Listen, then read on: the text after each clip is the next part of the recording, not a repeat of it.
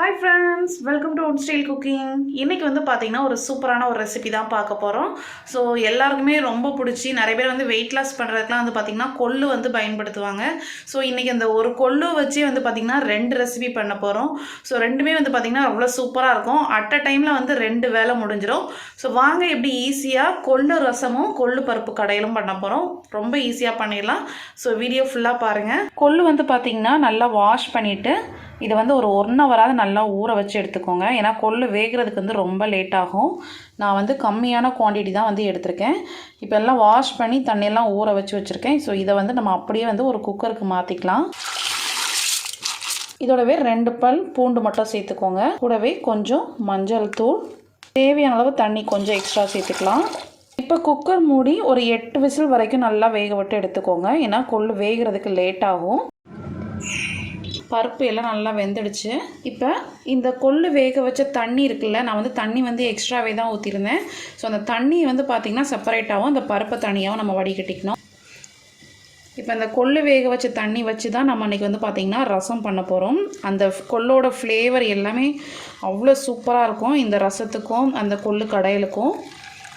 இப்போ ஃபஸ்ட்டு நம்ம கொள்ளு கடையலுக்கு மசாலா ரெடி பண்ணிக்கலாம். ஒரு கடாயில் கொஞ்சமாக ஆயில் சேர்த்துக்கலாம். நான் வந்து கடலெண்ணெய் சேர்த்துக்கிறேன்.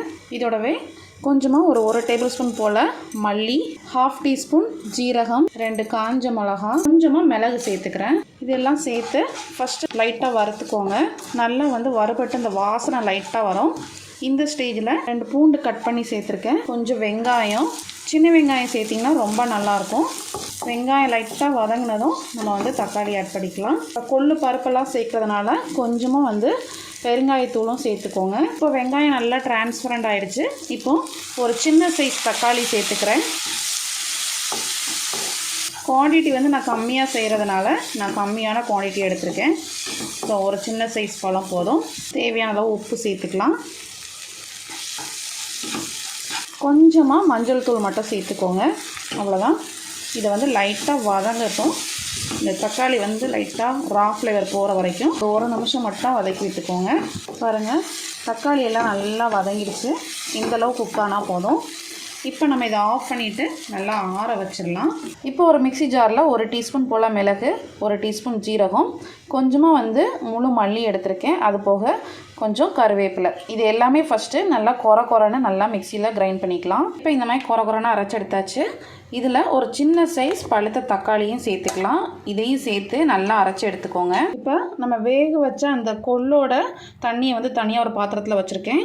இது கூடவே நான் வந்து கொஞ்சமாக புளியை வந்து நல்லா கரைச்சி எடுத்து வச்சுருக்கேன். அதையும் இது கூட சேர்த்துக்கலாம், அந்த புளி தண்ணியை மட்டும். இப்போ இதோட நம்ம அரைச்சி வச்சுருந்த தக்காளி, மிளகு, ஜீரகம் எல்லாம் விழுதுருக்குல்ல, ஸோ அதையும் சேர்த்துக்கலாம். இதோட வந்து பார்த்திங்கன்னா கொஞ்சமாக ஒரு 3-4 பூண்டு, ஒரு பச்சை மிளகாவை நல்லா இடித்து வச்சுருக்கேன். ஸோ அதையும் சேர்த்துக்கலாம். உங்களுக்கு தேவைக்கு ஏற்றால தண்ணி சேர்த்துக்கோங்க. அவ்வளோதான். இப்போ நம்ம இதை வந்து தாளிக்க தான் போகிறோம். சட்டுன்னு ரெடி பண்ணிடலாம். இப்போ அதே மாதிரி ஒரு மிக்ஸி ஜாரை எடுத்துக்கோங்க. இதில் நம்ம வேக வச்ச கொள்ளு சேர்த்துக்கலாம். அந்த பயரை மட்டும் தனியாக வச்சோல்ல, அதை சேர்த்துக்கோங்க. இதோடவே நம்ம ஏற்கனவே வதக்கி வச்சோல்ல வெங்காயம், தக்காளி, அது போக ஸ்பைசஸ் எல்லாம் சேர்த்துது. ஸோ அதையும் வந்து இது கூட சேர்த்துக்கலாம். இதோட கொஞ்சமாக தண்ணி ஆட் பண்ணிக்கோங்க. தண்ணி ஆட் பண்ணி நல்லா கொரன்னு அரைச்சி எடுத்துக்கலாம். பாருங்கள், இந்த அளவுக்கு நல்லா கொரன்னு அரைச்சி எடுத்துக்கணும். ரொம்ப ஃபைனாக அரைக்க வேண்டாம். இப்போ நம்ம வந்து இந்த ரசத்தையும் கொள்ளு பருப்பையும் நம்ம வந்து இப்போ தாளிக்க போகிறோம். ரசத்துக்கு ஃபஸ்ட்டு கடாயில் கொஞ்சமாக ஆயில் சேர்த்துக்கோங்க. கூடவே கடுகு உளுந்தம் பருப்பு, கொஞ்சமாக ஜீரகம், 2 காஞ்ச மிளகா, இதோடவே கருவேப்பிலை, கொஞ்சமாக பெருங்காயத்தூள், இதெல்லாம் சேர்த்துட்டு நம்ம ரெடி பண்ணி வச்சுருக்க ரசம் மிக்சர் அதில் சேர்த்துக்கலாம். இப்போ இந்த ரசத்துக்கு தேவையான உப்பு சேர்த்துக்கோங்க. வந்து ரசம் வந்து நல்லா கொதி வர ஸ்டேஜில் கொஞ்சமாக கொத்தமல்லி இலையை நல்லா வந்து கிள்ளி சேர்த்துக்கணும். நம்ம கட் பண்ணி எதுவும் சேர்க்கக்கூடாது. இந்த மாதிரி தண்டோட கிள்ளி சேர்த்துக்கோங்க. இப்போ நல்லா மிக்ஸ் பண்ணி விட்டு இறக்குனீங்க அப்படின்னா சூப்பராக மணக்க கொள்ளு ரசம் அவ்வளோ சூப்பராக வாசனையோட ரெடி ஆயிரும். இப்போ நம்ம பருப்பு தாளிக்கிறது பார்த்துக்கலாம். ஒரு கடாயில் ஆயில் சேர்த்துக்கோங்க. கொஞ்சமாக கடலெண்ணெய் சேர்த்துக்கிறேன். இதோடவே கடுகு உளுந்தம் பருப்பு, கொஞ்சமாக ஜீரகம் சேர்த்துக்கோங்க. கூடவே ஒரு காஞ்ச மிளகாவையும் நம்ம கிள்ளி சேர்த்துக்கலாம். இதோட கொஞ்சம் கருவேப்பிலை சேர்த்துக்கலாம். நம்ம அந்த மசாலா எல்லாம் சேர்த்து அரைச்சோல்ல, அந்த கொள்ளு மசாலா அந்த கடையிலையும் சேர்த்துக்கோங்க. அடுப்பை வந்து லைட்டாக சிம் பண்ணி வச்சுட்டு இது கூடவே கொஞ்சமாக புளி தண்ணி சேர்த்துக்கோங்க. இந்த ரசத்துக்கு கரைச்சி வச்ச புளியிலேயே கொஞ்சமாக ஆட் பண்ணியிருக்கேன். ஏன்னா பருப்பு இல்லையா, அதனால் வந்து கொஞ்சமாக புளி தண்ணி சேர்த்துக்கலாம். நான் வந்து இந்த மாதிரி கட்டி பருப்பாக வச்சு ரசத்தோடு பிசைஞ்சு சாப்பிட போகிறேன். நீங்கள் வந்து தேவைப்பட்டுச்சுன்னா இதில் கொஞ்சமாக எக்ஸ்ட்ரா வாட்டர் கூட ஆட் பண்ணிக்கலாம். இப்போ இதை சர்வ் பண்ணிடலாம். ரொம்பவே சூப்பரான நம்மளோட கொள்ளு பருப்பு கடையலும் கொள்ளு ரசமும் ரெடி ஆயிடுச்சு. ரொம்ப சூப்பராக இருக்கும். கண்டிப்பாக நீங்களும் ட்ரை பண்ணி பாருங்கள்.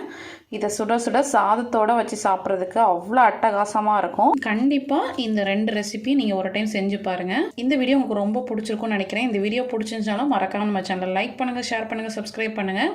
இந்த வீடியோ பற்றின கமெண்ட்ஸையும் கமெண்ட் பாக்ஸில் தெரிவிங்க. நெக்ஸ்ட் ஒரு சூப்பரான ஒரு வீடியோவில் மீட் பண்ணுறேன். தேங்க்யூ.